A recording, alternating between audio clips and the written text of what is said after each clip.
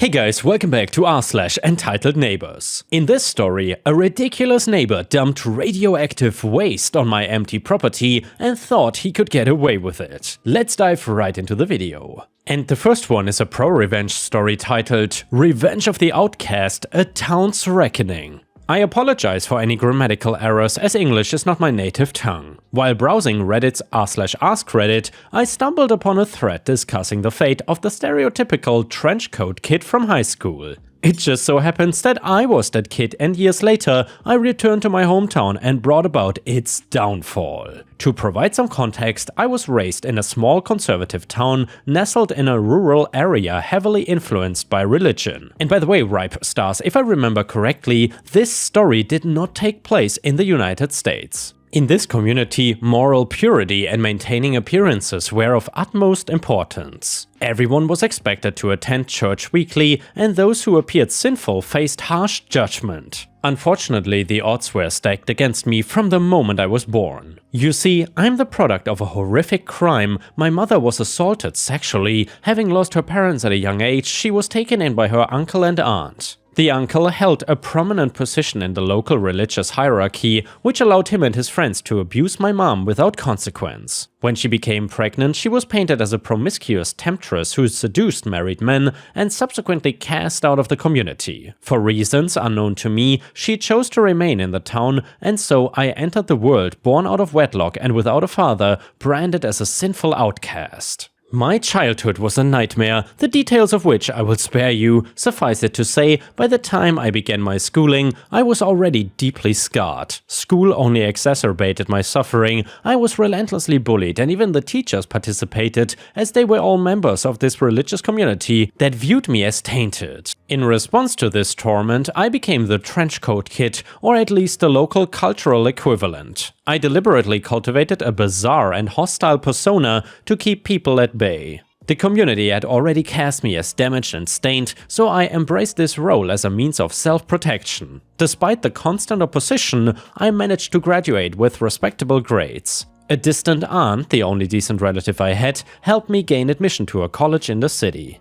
She was the black sheep of the family and perhaps saw a bit of herself in me. Around this time, my mother succumbed to alcoholism and passed away. I cannot fault her for it given the life she had endured. The life insurance policy she left behind helped fund my education. Life in the city was a liberation for me. I underwent therapy and began to heal the wounds inflicted upon me by that wretched town. I managed to escape that place, but a part of it never truly left me. As the years passed, I found myself working as an analytical consultant for an international company. We provide unconventional analysis to assist other businesses in various situations. To protect my identity, I won't delve into specifics, but my work sometimes involves aiding in downsizing operations. It's a difficult task, and I empathize with those who lose their jobs, but if I didn't do it, someone else would.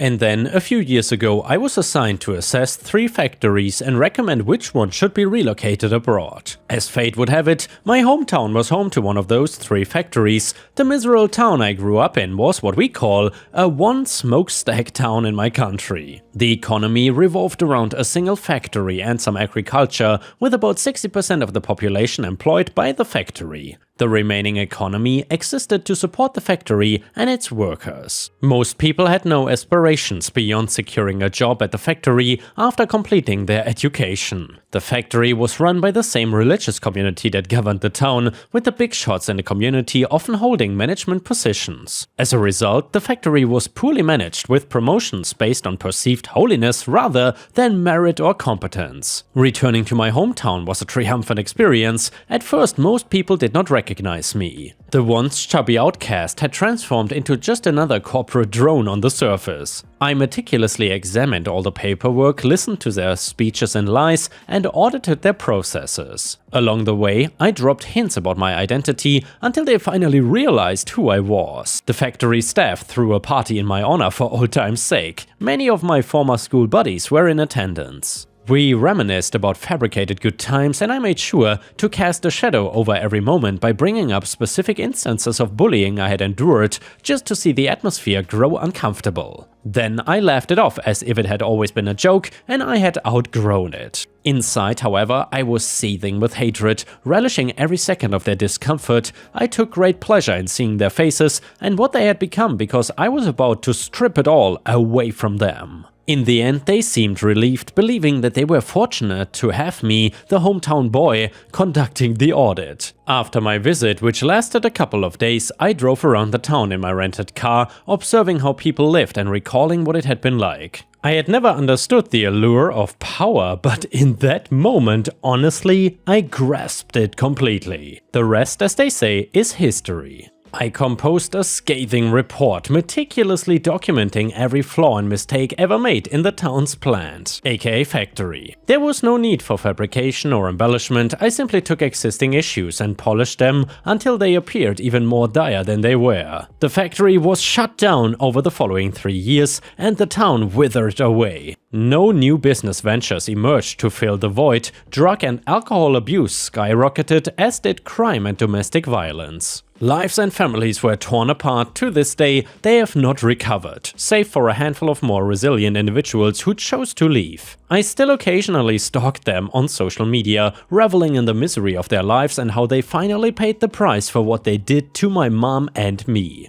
I feel no remorse whatsoever. Given the chance, I would do it all again. The only difference is that I would ensure that I could be there to witness their reactions when they learned of the factory's closure. In my fantasy version of events, I would have stayed in that town for a year just to watch everyone's lives unravel. In reality though, I will return only once more when my uncle finally breathed his last. And yeah guys, let me know in the comments what you think about this nuclear revenge story. Do you think OP went too far, or did he do just the right thing? The next one is titled, Entitled Neighbor Dumped Radioactive Waste on My Empty Farm Property. In rural Pakistan, my farm sat forgotten for years. Life had taken me far from the serene fields and the quaint small town that was nestled close by. The sprawling property was my refuge, a piece of solitude in a world that seemed to spin faster every day. It had belonged to my family for a good number of generations. I would use the corny line that the land was bound to my blood. Little did I know though, however, this peaceful retreat and return to my ancestral land had become the canvas for a neighbor's entitled disregard for boundaries. It was a clear autumn day when I decided to revisit my family's long-neglected farm. As I approached the property, I could see the expanse of land stretching out before me, the fields barren and the farmhouse weathered by time. My heart swelled with nostalgia as I walked through the silent acres, memories of a simpler time flooding back. Simpler in a way anyways, thoughts of my childhood and how sure things were always simple in a child's eyes,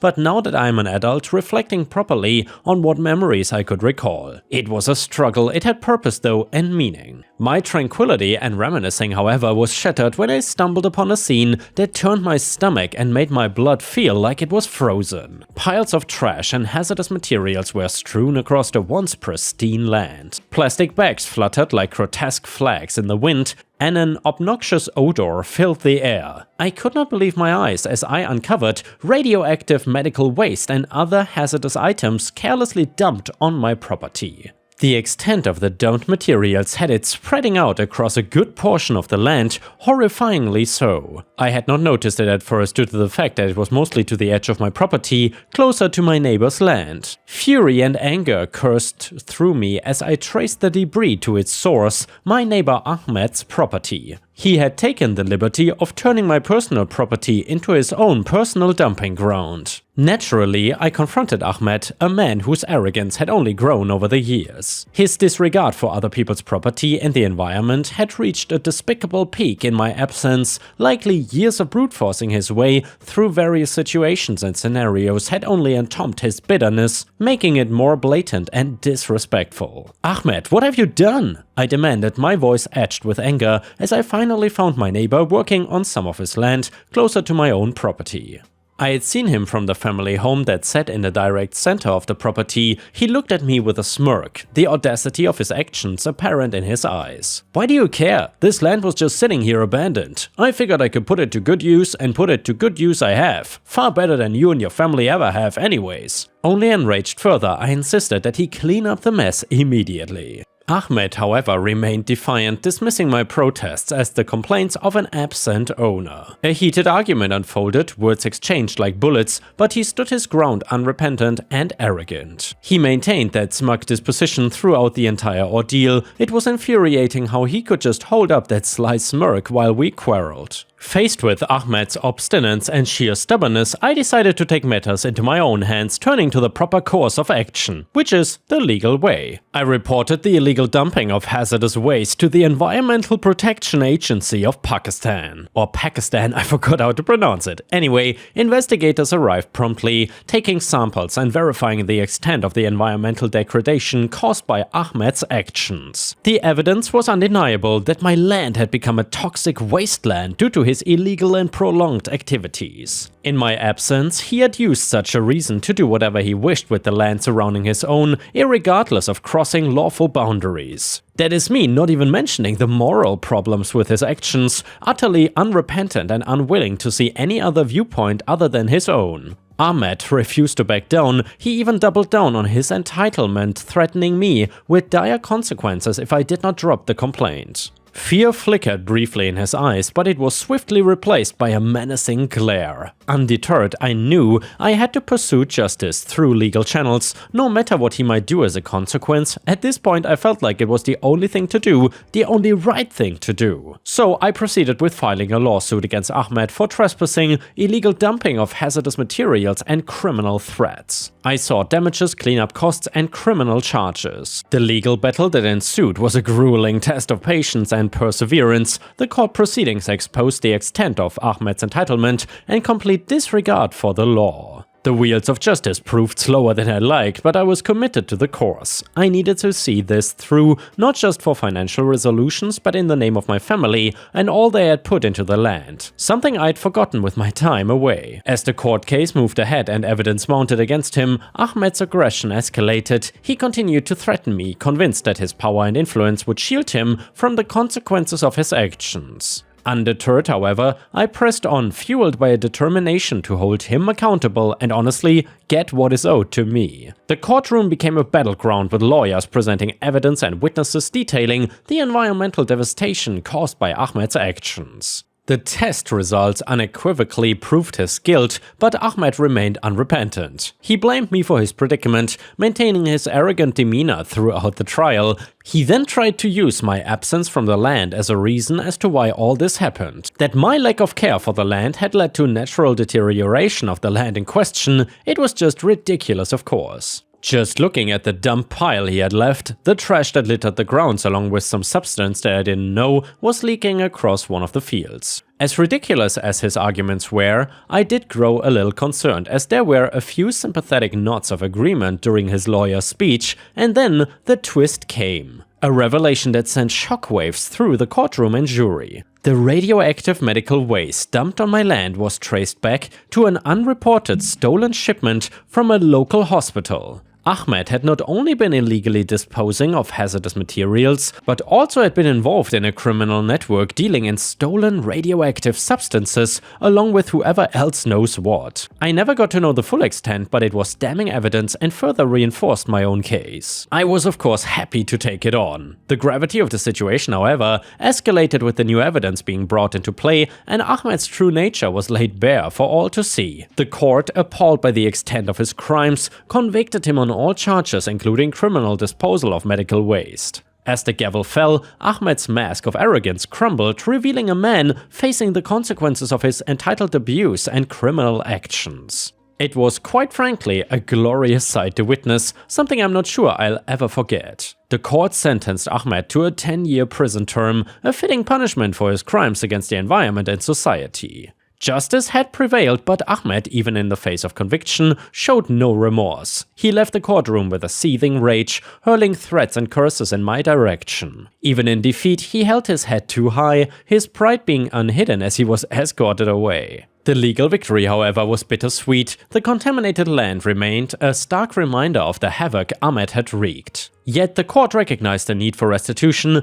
and awarded me a settlement to fully remediate the property, erasing the scars left by his entitled abuse. It would take a lot of investment to see the land return to its former glory, a task that I was set on now after this entire ordeal. And yeah, ripe stars, by the way, if you haven't already, please don't forget to subscribe to my channel to not miss any of my new videos. Thank you so much, and the next one is a malicious compliance story. So this happened back when the Earth was young and MTV still played music videos in the ancient age known as 1997. I was 13 and spending yet another weekend helping my dad with yard work and home improvement projects. Not complaining, I learned a lot about home repair, and rather than get a crappy teen job in retail, my dad paid me to assist him up until I left for college. Now, just because I didn't hate it doesn't mean I was little 13-year-old crap, however. On this particular day, we were putting up a trellis in the garden for plants to grow up. Simple job: sink 2 posts, cement them in place, and fit the trellis between them. My dad gave me a post hole digger. He showed me the spot for the first post and said, dig it as deep as you can. So I went and made a foot-deep hole, thinking that was enough to sink the 6-foot posts we had. He then comes back and tells me to not be lazy and dig deeper. In fact, keep digging until I tell you it's deep enough.